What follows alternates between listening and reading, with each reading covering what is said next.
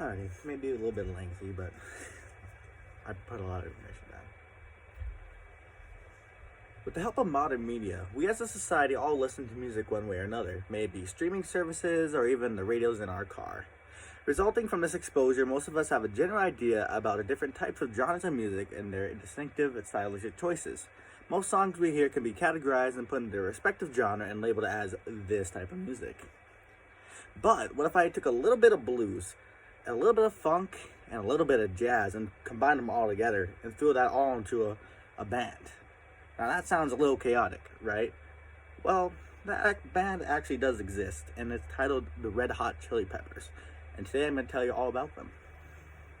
First and foremost, what genre are they labeled as? When Google them, you get funk rock, funk metal, rap rock, and alternative rock. And what does that all mean? Basically, we all know the main genres: pop, rock, rap, and all this.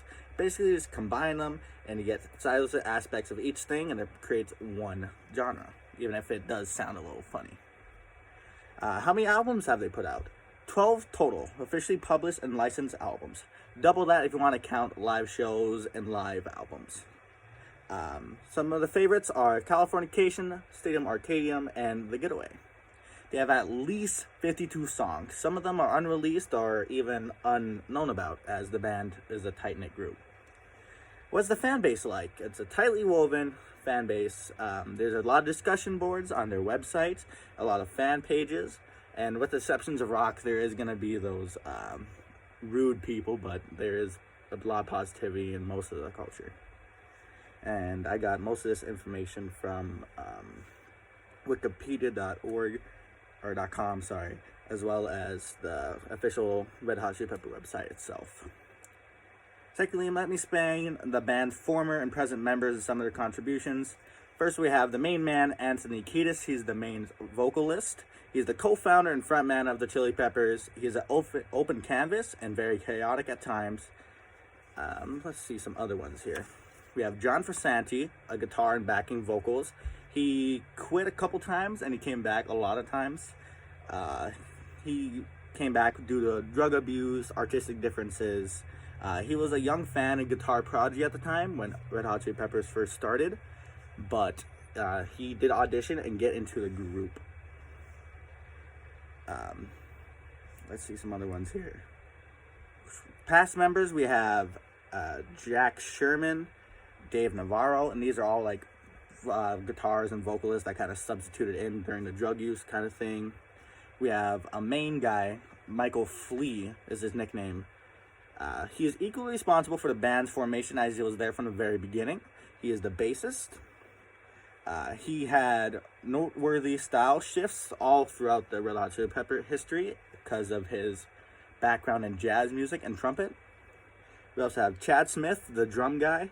He, with the departure of Jack Irons and later this other guy named Pellegrio,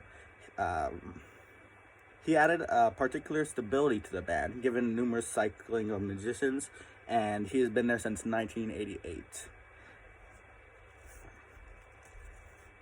And lastly, a brief history from the beginning to the present day. It all starts in the early 80s of Los Angeles with a little high school band of 4 people by the name of Tony Flo and the Miraculously Majestic Masters of Mayhem. And if that isn't a mouthful, I do not know what is. Flea, Anthony Kiedis, Hillel Slovak, and Jack Irons were the original composition of the main band. Months passed and several small held shows in the community. They are hired by EML Records by the name of Red Hot Chili Peppers. Unsatisfied in drug use, a lot of rock and roll suffered from drug use back in the 80s and 90s. They weren't putting out a good sound, they thought, with EML Records because it was their first kind of record deal. They were kind of nervous, of course. Death of Slovak caused Irons to quit and the band to be kind of crippled for a very long time. And that just left Flea and Anthony looking for new horizons, where people like John Frusciante came in, for example, and saved the day. John Frusciante entered in the 90s, and he helped produce a big hit, Give It Away. Dave Navarro replaced with Frusciante because of stylistic differences during that one album. And there's a bunch of subbing out. There was 2-year tours multiple times with different people. And now, a time when you were alive, what did the band do from 2006 to the present? They released another album named Stadium Arcadium with 28 songs, and it was their first chart #1. It was a big deal for them. Another 2-year tour in 2006, and shortly after that tour, the band broke apart to work on solo endeavors and focus on family. 2009, Frasanti left permanently, I put, because he seems to go in and out of the band all the time. They refused to appear on TV to maintain credibility while funding charities on the low. They made 2 more albums in 2011, I'm With You, and 2016, The Getaway.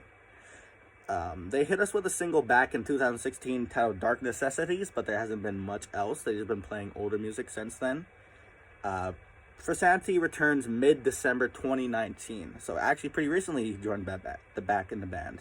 And since then, he had a stage performance with Frasanti. It was the first one actually in 13 years at the Tony Hawk Foundation Memorial for Andrew Burke last February 8th. So that was a big deal for them. And this information was sourced from telegraph.co.uk, a British news source, as well as the official site again. Now that we went through the band's history, I can safely say that most of us have increased knowledge about RHCP and their rise to stardom and success. Not many people even research their favorite bands, believe it or not. We can all easily learn a lot more than we think about musical groups that some of us hardly even know existed. And this is just one example out of many artists out there that express music in different ways that we as a public usually expect. I'm glad to have been able to share my knowledge of RHCP and their mixed stylings. I hope that you learned something from it and that you will be more aware to the millions and millions of possibilities out there that music holds in today's media. And remember, there is more color behind that little black knob in our car than a rainbow itself.